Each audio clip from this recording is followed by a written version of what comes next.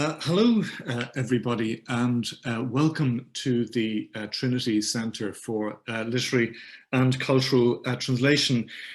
For our talk today on a question that certainly exercising the minds of a lot of people these times is, can machines be creative in literary translation? So we're very fortunate to have Dr. Anna Guerberof-Arenas, Senior Lecturer in the University of Surrey and currently a Research Fellow in the University of Groningen, who has been a lead researcher in the CREAMT project, Creativity and Narrative Engagement of Literary Texts, translated by translators and neural machine translation. I would just like to say how delighted we are to have Dr. Guerberof here in Dublin, a city I think that she knows well, having worked in Ireland in the translation industry. So we're delighted to, even if it's virtually, to welcome you back to Dublin. Dr. Guerberof. Thank you, Michael. I'm delighted to be in Dublin, even if it's virtually. I wanted to be there in person, but this pandemic hasn't allowed really for this to happen. So as Michael said, thank you very much for having me. And as Michael said, I'm going to be talking about CREAMT, which is a project that looks at creativity and narrative engagement of literary texts translated in different modalities. And I will explain the methodology and everything. So what I want to cover today is why this research, a little bit about the methodology that we are using, and it could be applicable to other research work, the pilot that we did last year, the current project, which I'm showing for the first time preliminary results here, some conclusions based on this data, and lastly, a discussion with all of you, even through the chat. But I'm very interested in knowing your opinions on the research that I'm presenting, but also the needs from literary translators with regards to research. So I have a lot of data, so I'm trying to stick to the time, so maybe I go too fast, hopefully not. So why this? So obviously there has been tremendous development in neural machine translation, or in machine translation in general. There have been some claims that machine translation is almost par to human translation. But in all conferences, in all articles, when talking about machine translation, the factor that differentiates this from the machine, so the human translation from the machine, is creativity. But then when you try to look, what do they mean by creativity, or how is creativity defined? There is very little research on that. So the initial idea of this research, because I have also from a personal perspective, because I've always looked at the impact of machine translation on the translator, I wanted to know, what does creativity mean in this context, and can we quantify this? So we had two initial questions. First of all, can we quantify creativity? Can we define it? And then, and probably most importantly for us as a society, do readers that are exposed to these different translation modalities, with or without machine translation in the process, would they engage with the text, enjoy the text, receive the text in the same way as if it was all human translated? So these are the two axes that kind of drive this research. So there has been previous work in translation about creativity. We don't have time to go through this, but I wanted to mention maybe, Paul Kussmaul, Hofferich, Bayer and Hohenwarter, and also obviously in the area of literary translation and machine translation, Antonio Toral and Jos Morkens et al. Okay, and of course people that have worked in usability, not only me, but Sheila Castillo. So all these are influences in this research. So the methodology. First of all, I want to start by defining creativity, because this is what I find is sometimes lacking when people really talk about creativity in translation. Creativity is something that we all refer to, but in research it's relatively new. It's not until the 1950s that Guilford starts, from psychology, starts giving a definition of what creativity is. Right now, there is a standard definition, more or less, that everyone in all fields, or all the people that are doing research in creativity, agree. And that is that creativity requires both originality and effectiveness. And maybe a different way of saying the same thing is that creativity is the drive to come up with something new, surprising, and that has value. And this is important for translation, because if it was only a question of originality, we could say that the machine can be original, because if a neural machine translation creates a new word that doesn't exist, we can say, oh, look, it's very creative. But of course, it's not effective if it doesn't work in the context and nobody can understand the word, only the machine. So it has to have value. In translation, it has to serve as a communication. It has to serve as a translation of the original work and come up with original solutions. So how to do that, how to measure that, which was our original question. So I have two axes in this project. The first is identify creative shifts. And for this, I have based my work on Bayer and Hohenwarter, and also on Pedersen, although he deals with audiovisual translation and external cultural references. I think it's all very related. So the way to do this, or the way we have done this, maybe there are other ways. I'm sure there are other ways, because I know Lucas Vieira and others have other ways of assessing creativity. But for this work, we have assessed first the source text and mark manually the units of creative potential. A unit of creative potential is what we know traditionally as translation problems. So this could be a metaphor, but it could also be a name that needs to change, or a cultural reference, or it could be an idiomatic expression, or it could be rhyme, or it could be rhythm. So first we mark these units in the source text, and then we assess the target text. Reviewers mark also manually, and they decide if this unit is a reproduction or a creative shift. A reproduction means that the solution to the problem is an existing solution, or a literal rendering of the source text. But don't think of literal as an error. Think of literal as something that is already established in the culture of the target language. But a creative shift is something new. The translator comes up with a different solution. So the creative shifts can be a modification. So the source text is completely modified to adapt itself to the target culture. For example, if you have, a Californian wine, you replace it by un vino Rioja, for a Spanish audience in this case. It can also be a concretization. So the source text is replaced by something more concrete. Usually this is done because the abstract term in the source text is not known in the target culture. But to give you an example, if somebody is talking about wine, I've done a lot of drinking wine, it seems, during the pandemic, but it's not the case. But so wine is replaced by un Rioja, something more concrete in the target culture. And the opposite to that is the abstraction. So the source text is replaced by a more generic text. For example, un Rioja is translated as a wine. Apart from this annotation of creative shifts that I will show you in a moment, we have also identified acceptability, because remember, according to our definition, it's not only originality, it's also effectiveness in the translation.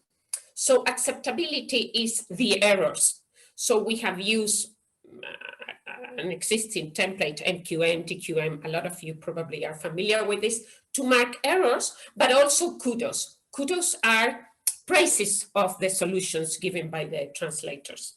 So just to show you, this is the, if some of the reviewers are in the audience, they hated me a little bit for these Excel forms, but I think they were necessary to be able to classify this. So you have the source text, the unit of creative potential, in this case, for example, to be or not to be, and then a target text, the solution. Is this a reproduction or a creative shift? If it's a creative shift, what type of creative shift? And I also had a subclassification of different categories according to the main classification that I'm not going to go into because of lack of time.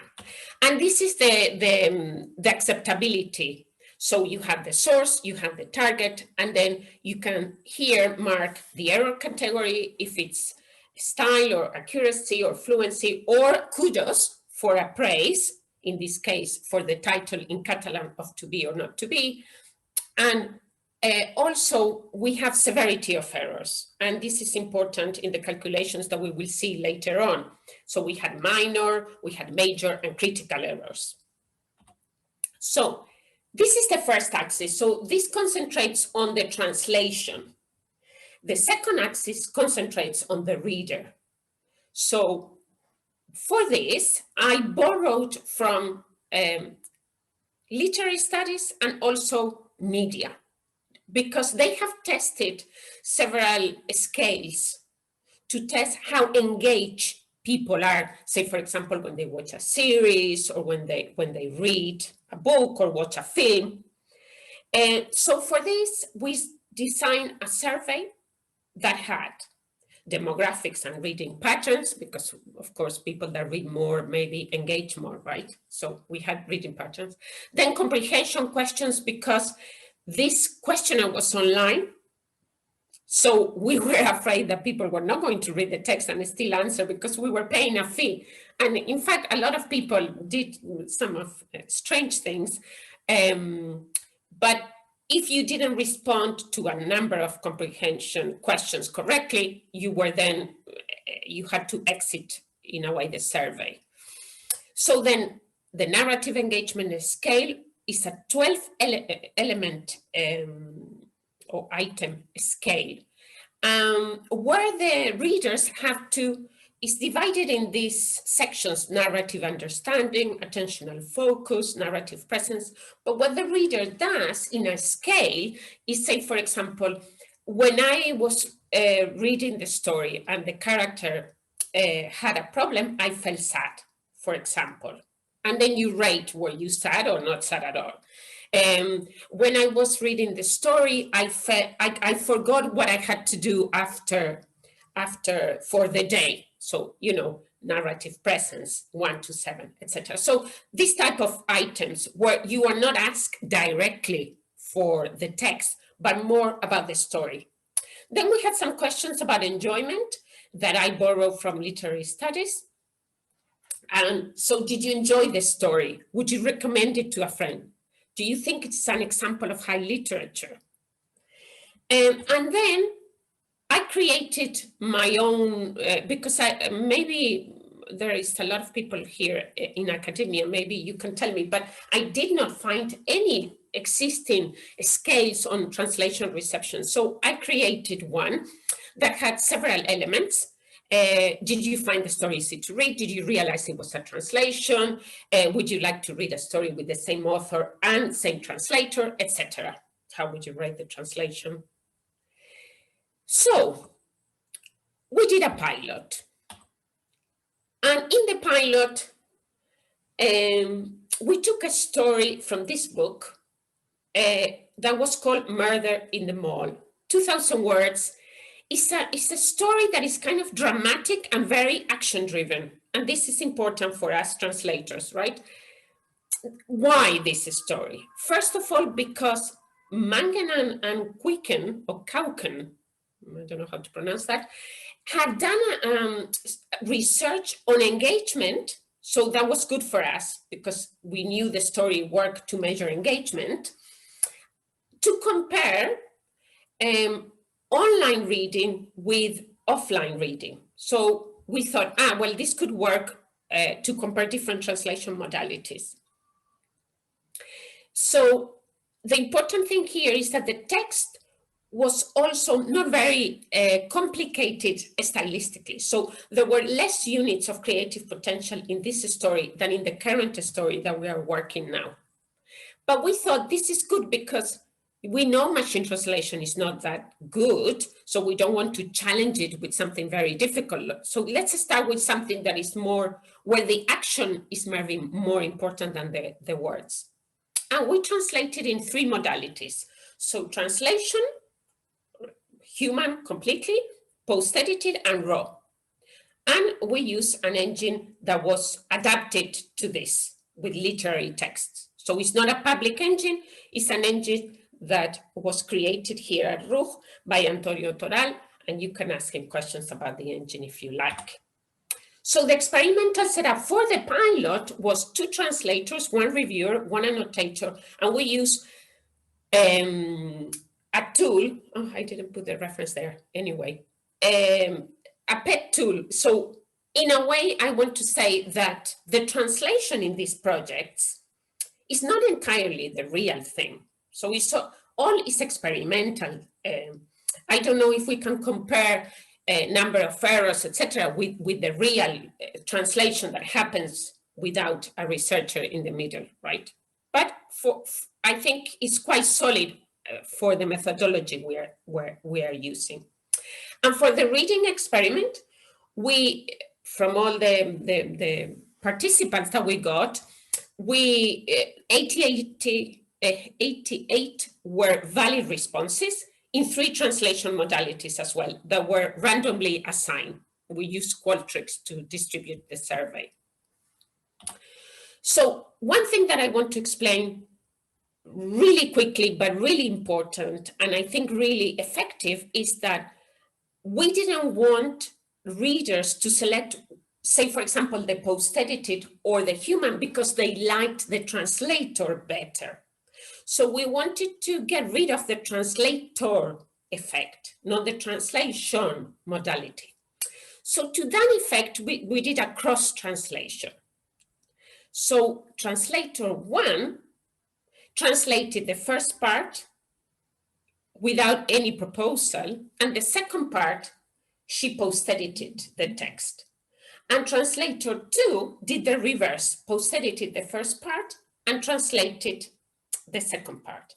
And then we created the document. So in fact, human translation has translations without any machine translation from translator 1 and 2, and the post-edited version has translations from 2 and 1, okay? And of course, the machine is directly the output. There was no post-editing there. Remember this, when we added another language, this is for Catalan, but when we added another language, we did the same with the other language. So this is also a bit different to the standard translation practice, but I think effective to measure what we wanted to measure. So what are the results of the pilot? In translation, I'm going to go quickly through the pilot so we can see the results from the bigger experiment. So obviously, as expected, there are more errors in MT. And there were slightly more errors in, I don't know if you can see the pointer. There were slightly more errors in HT, so human translation, than in post-editing. But I mean, not a lot of a difference there.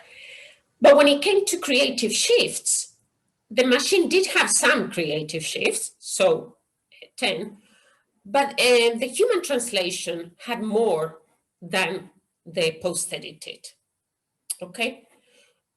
Remember that the text was quite, stylistically, quite, it's not straightforward, I want to say. So I have come up with a formula for my love of numbers and maybe my inability as well for numbers. But what I wanted to do with this formula is to show the combination of creative shifts with errors. So if we go back to my definition, the combination of originality and effectiveness. Okay, so I took the creative shifts found in all the units minus the errors, and also according to the target text, and multiplied by 100 to create a bit of a score. So as you can see here, the human translation, if we combine all the factors, is almost 10 points higher than the post-edited version. And of course, like many points higher than the machine translation.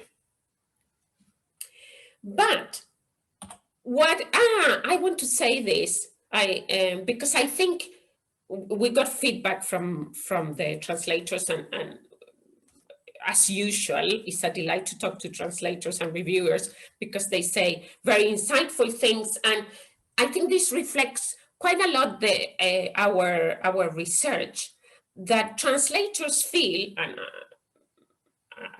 you have the full quotation here, but that when they are post-editing, even if they do it to the best of their abilities, they are not doing the best, okay? And that's because they already have something there. So as Giuseppe says, it is just not bad, relatively satisfactory, but not the best one could do. And this is, I think, key, especially for our second experiment. So what happened with the reader in the pilot? So as you can see here, I don't know how familiar you are with these graphics, but you can see here that machine translation always scores in a scale from 1 to 7, always scores lower. And this was significantly lower than the other two modalities where there was human intervention. And we saw a pattern here that human translation, even though there weren't any significant differences with the post-edited version, in narrative engagement, human translation tended to score higher. So it ranked higher, okay? With enjoyment, it was a little bit the other way around. MTP scored a little bit higher. It's also true that the enjoyment, there were less questions, but that's another problem. But look at the machine translation, significantly lower. But this is not surprising, right? What I want you to look here is that in some of these, the average of the machine translation is not as bad as I thought it was going to be. So it's not like people rated everything 2 for machine translation. No, there was some scope there, you know. And in translation reception, you can see clearly that the ones with a human intervention rank higher as translation and the machine translation lower. But again, you know, not as low as 0 or 1. There was no 0, so 1. So our thoughts about after the pilot experiment. What if we change the literary genre? So we have a text with more units of creative potential. We add more languages, we add more reviewers, and we add more readers. So basically bigger. Well, that's what projects are for instead of pilots, right? So this is the current project, and I would love to show you everything, but I can only show preliminary results for the first part, which is the first axis, so the analysis of the translations. The readers will be tested, hopefully, in the summer.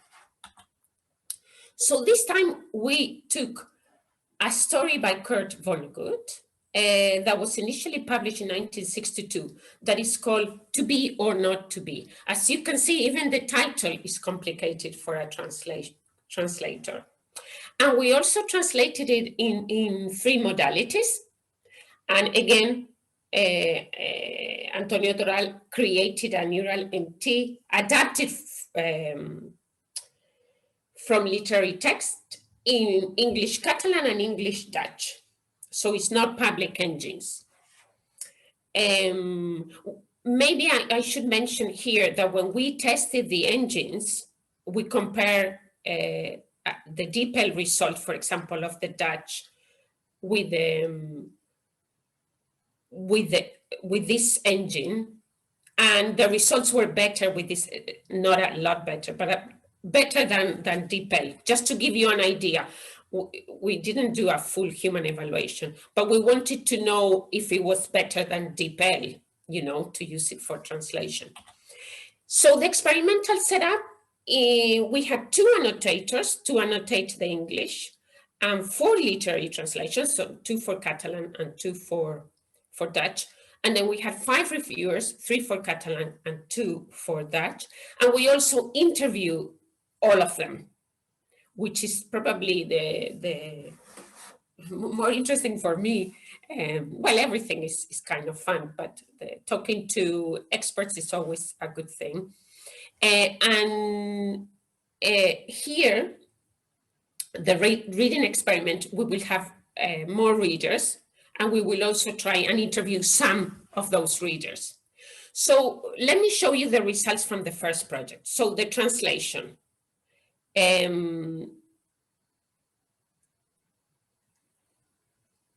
lot of numbers here, but just to show the effort in translation, we normally measure the effort in time effort, technical effort,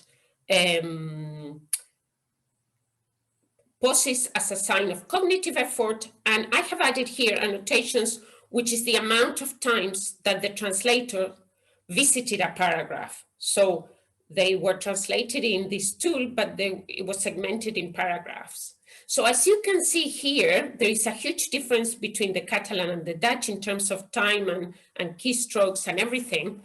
But this is the reason for this is that I think some of the Dutch translators might have left some of the segments open for some hours, and this distorted a bit the results. So we are looking into to see if they are outliers or not.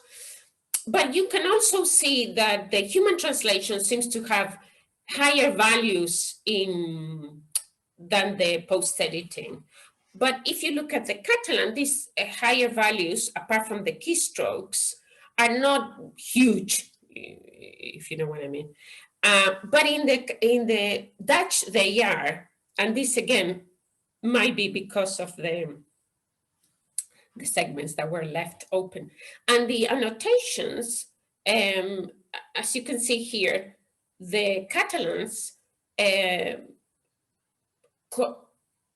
went more to so corrected more the segments in the MTPE, but not a lot. As you can see, it's only four times, so it's almost the same.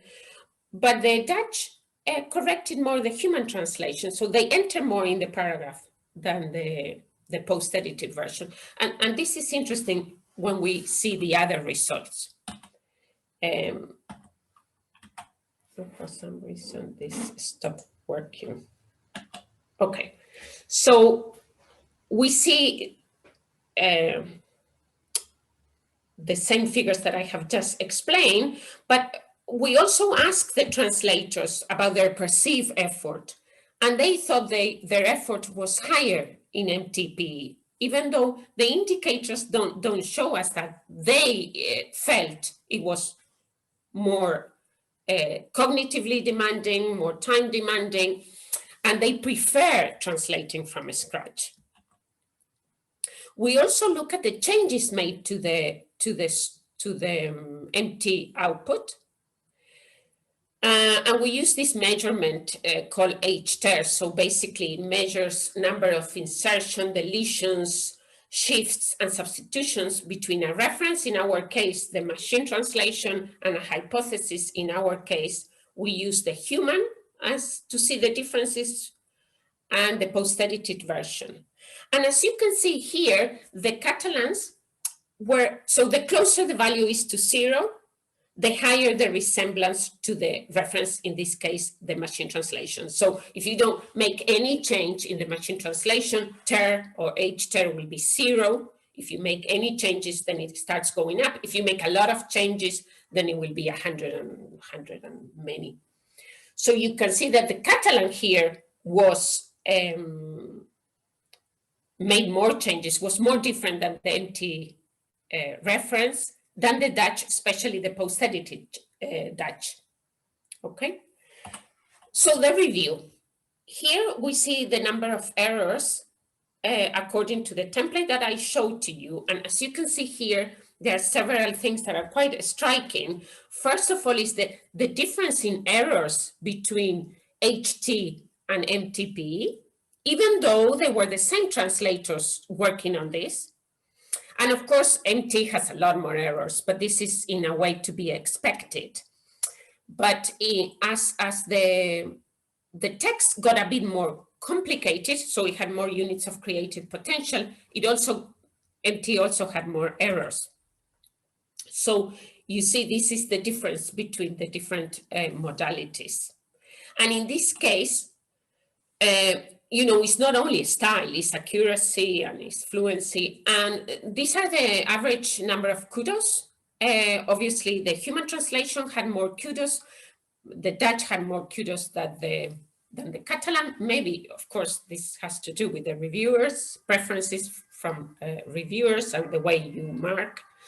And when it came to productivity, so to mark all these creative shifts, again, the human translation had more creative shifts than the post-edited version. And of course, than the machine.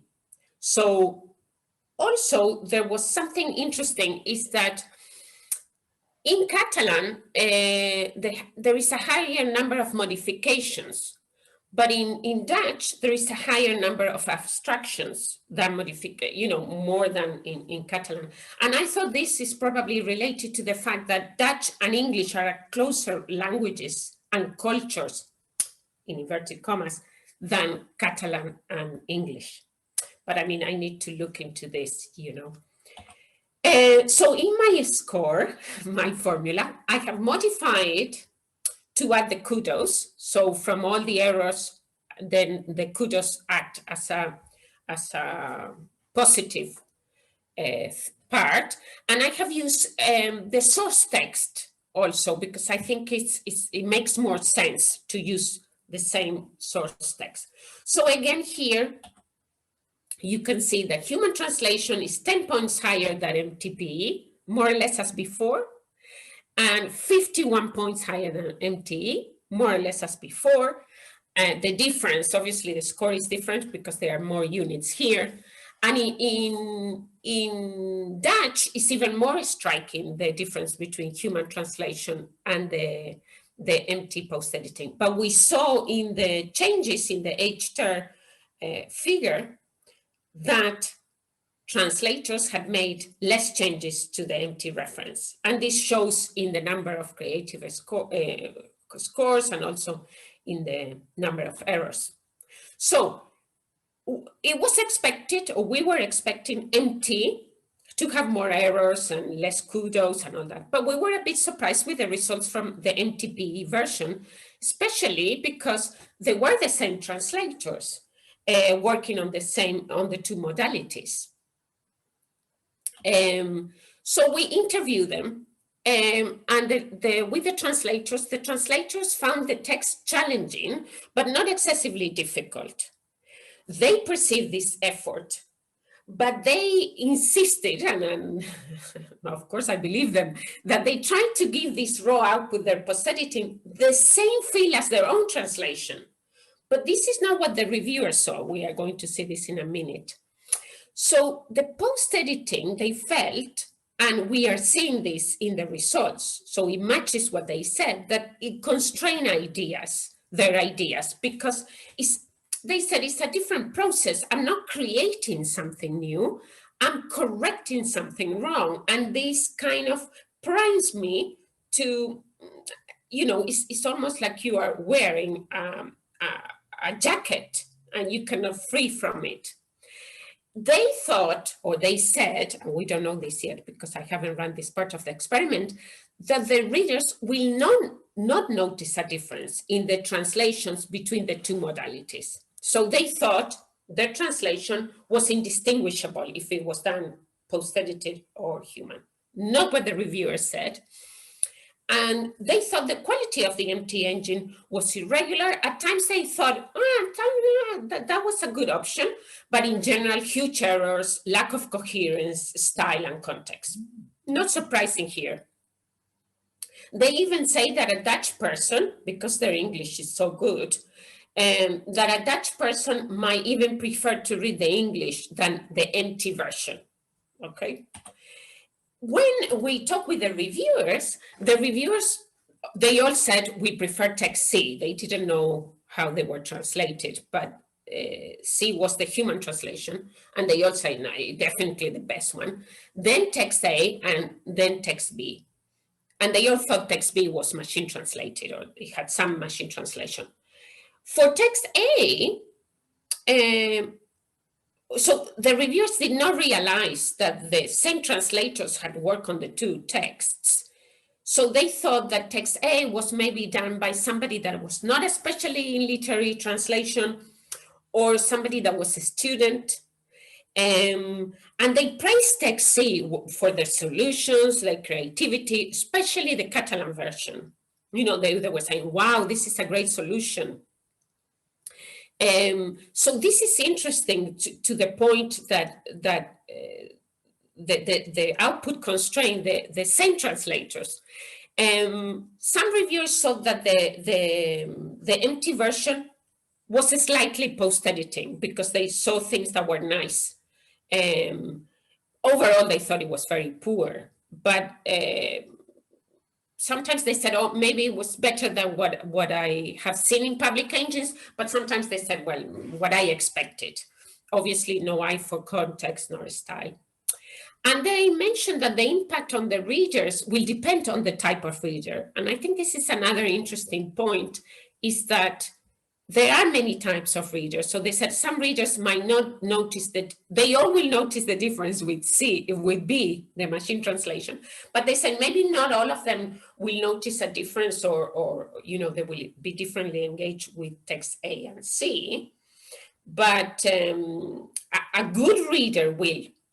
So there again, you have different type of readers. So we also asked them what would be the ideal tool.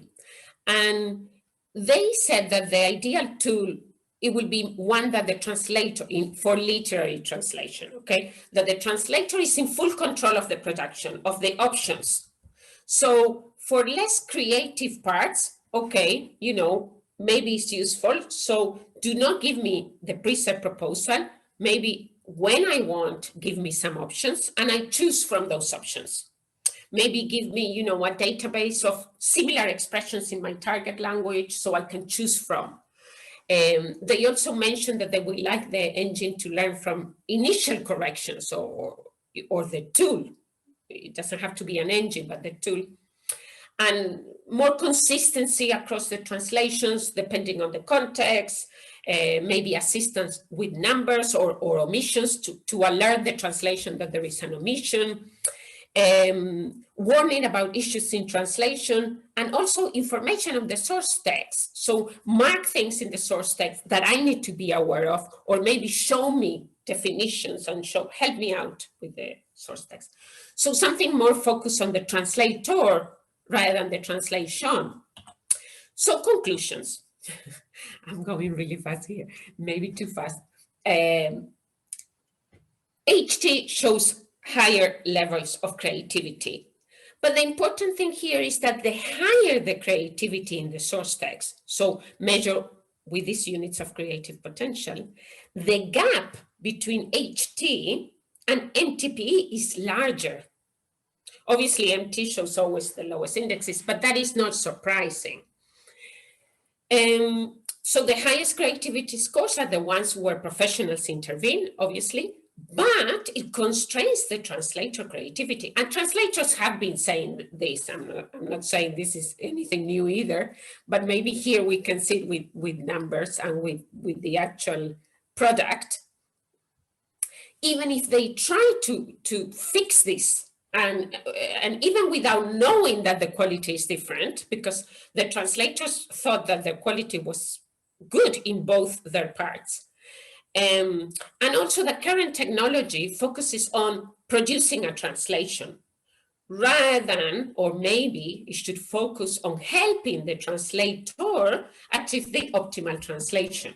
And maybe in the case of literary translation, of course. From the readers in the pilot, we can see that HT scores higher in narrative engagement and MT scores lower, but not in all the sections.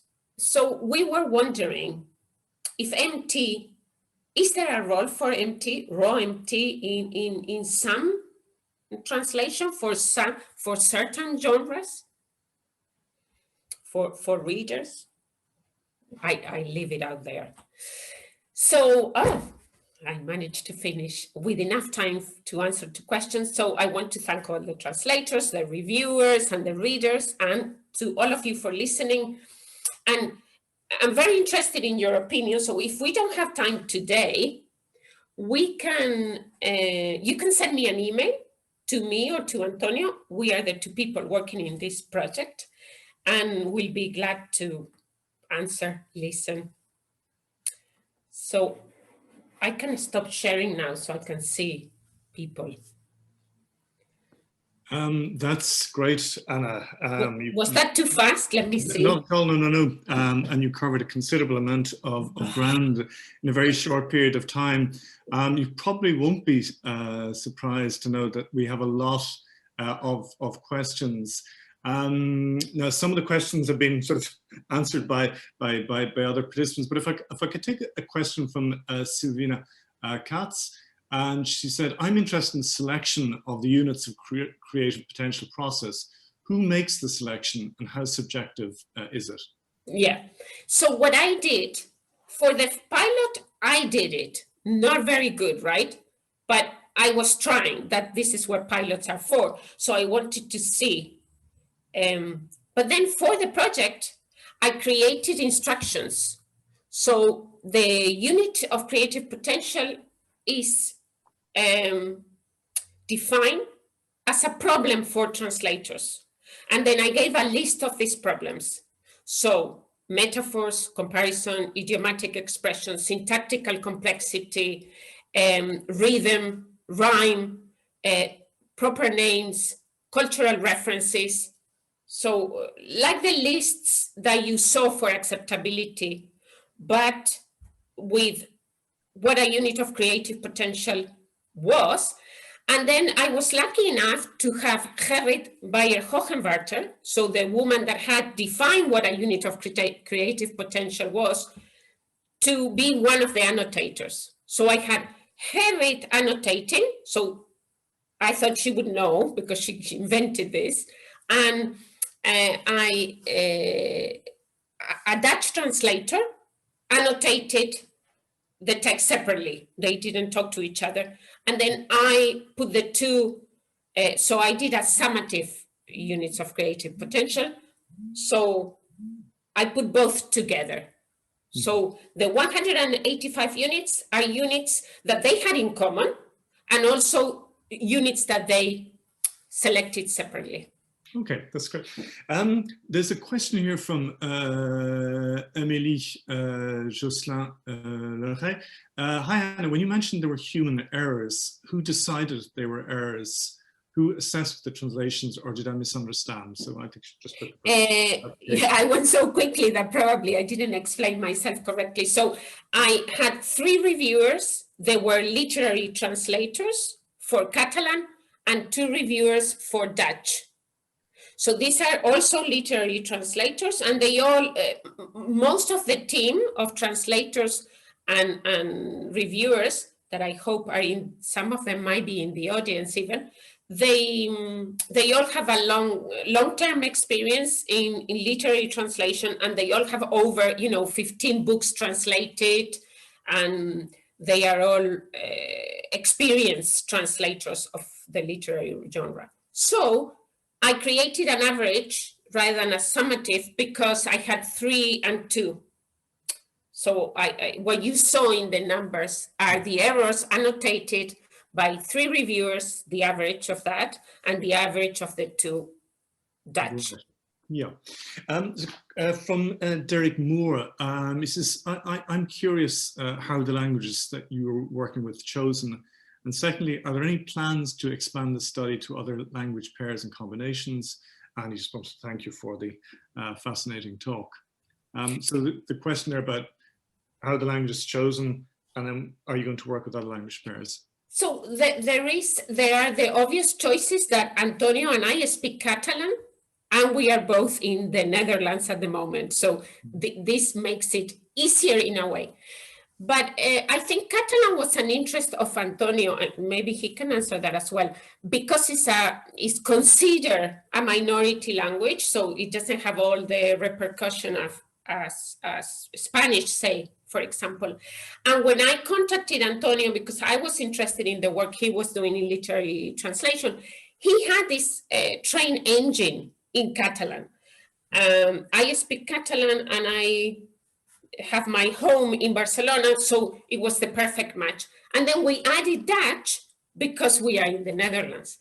But I'm so glad we did these 2 languages because they are unusual languages. So the Dutch has a bit of a lot of influence from English, and Catalan has a lot of influence from Spanish. So in a way, these are languages that are challenged as well from many things. And maybe with machine translation, you are challenging them even further, you know. And one of the translators was saying that they all said this, but some of the lexical laws that machine translation might imply, if you, based on an algorithm, if you use a word that is more often used, and you have 2 words, and one is not wrong, but would that be lost then? Because there isn't a translator behind it, kind of choosing the words, you know? But what we are doing here, I think more importantly, is to tell also the technical community, so coming together, Antonio and I, and hopefully a larger cohort of people, to what are the real answers to technology. So we cannot let it run its course on its own without the translators, you know what I mean? Yeah, absolutely, yeah. There's a question here from Céline Taubois. Says, so thank you for a very interesting lecture. It said the sonic quality of a literary text is an important part of the reader's experience. Are neural networks trained to translate sounds at this stage? Is the sonic quality of the target text taken into account in your assessment of creativity? If so, could you tell us more about that? If not, could you explain why this is not assessed? So basically, I didn't understand the question. The question is basically, can neural machine, can it cope with the sounds of text, with this sonic quality of text? Yeah, so rhyme was included in the creative shifts. So the units of creative potential, and hence, so rhyme and rhythm was included.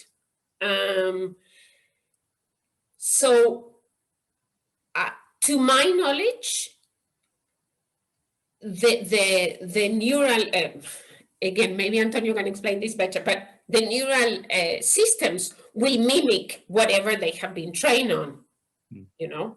And there are some systems, not in machine translation, but you know, these systems that imitate poetry, or they do rhyme and rhythm.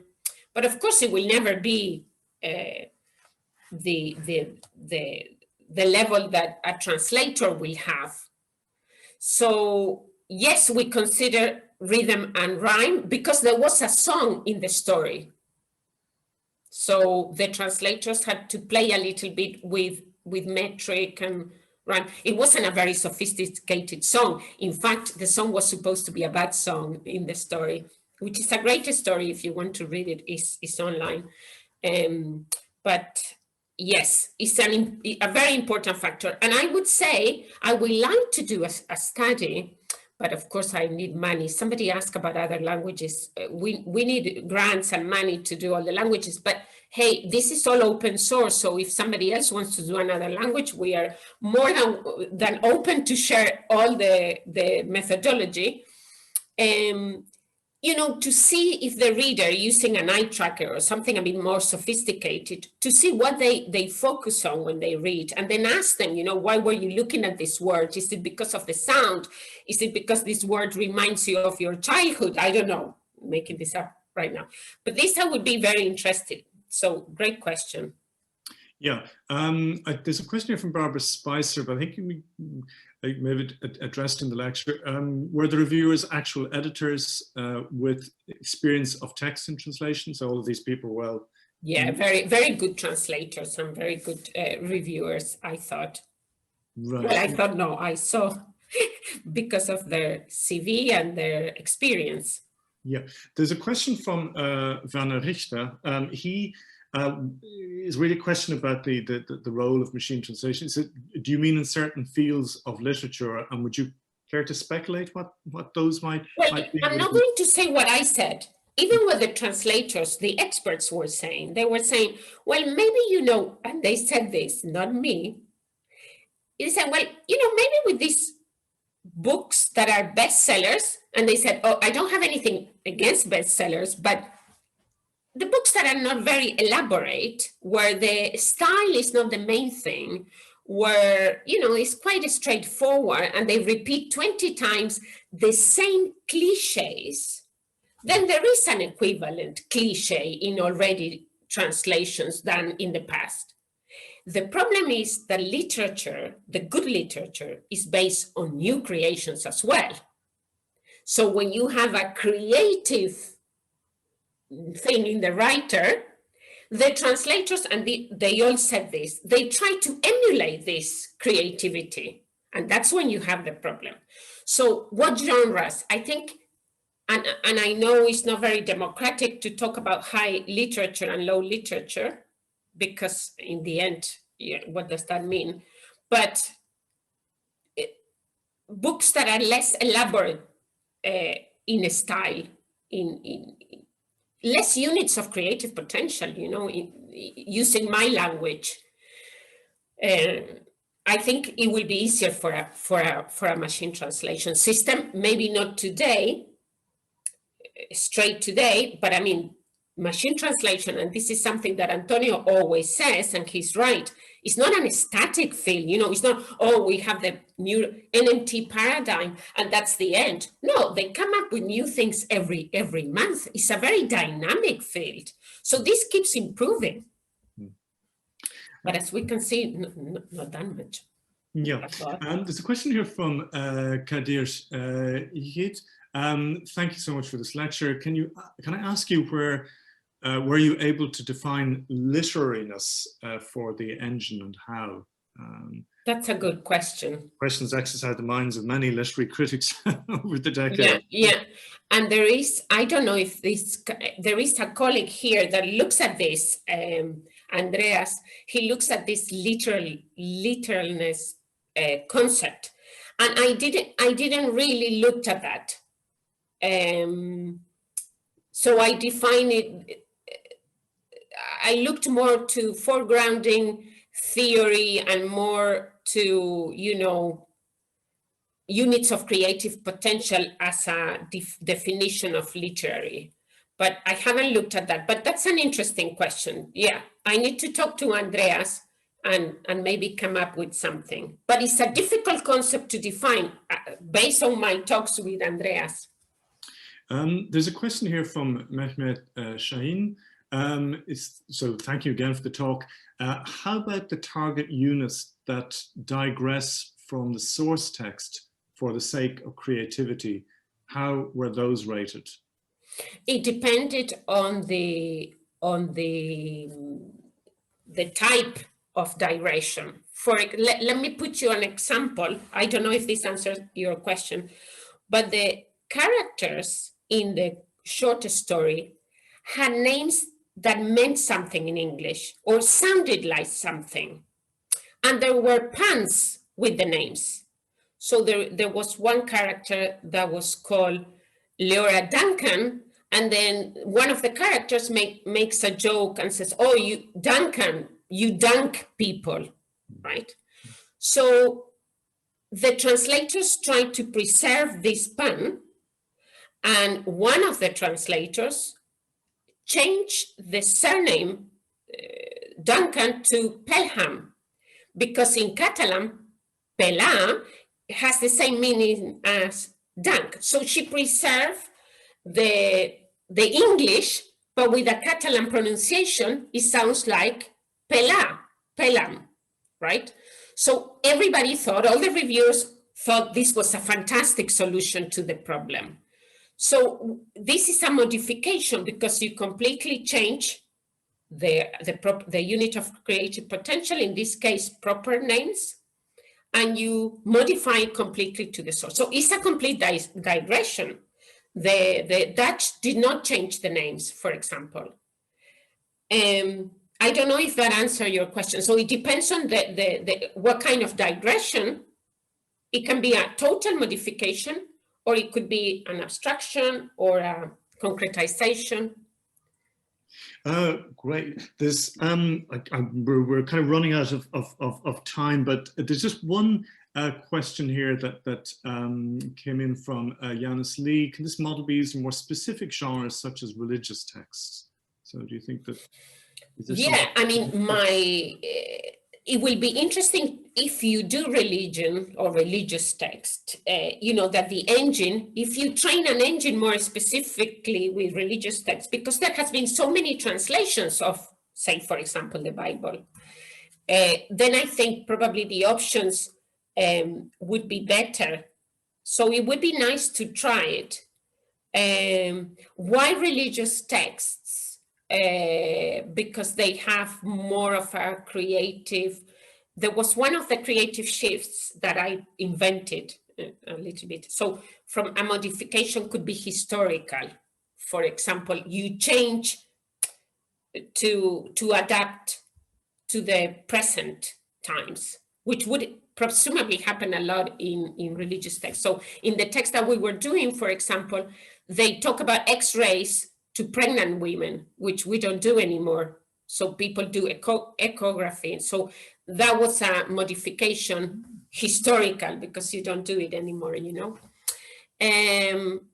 So yes, I think it would be interesting to look at religious texts because they are such a big influence on society.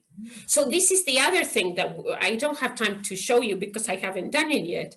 But what do readers think of all this, and how machine translation can ultimately impoverish their own language?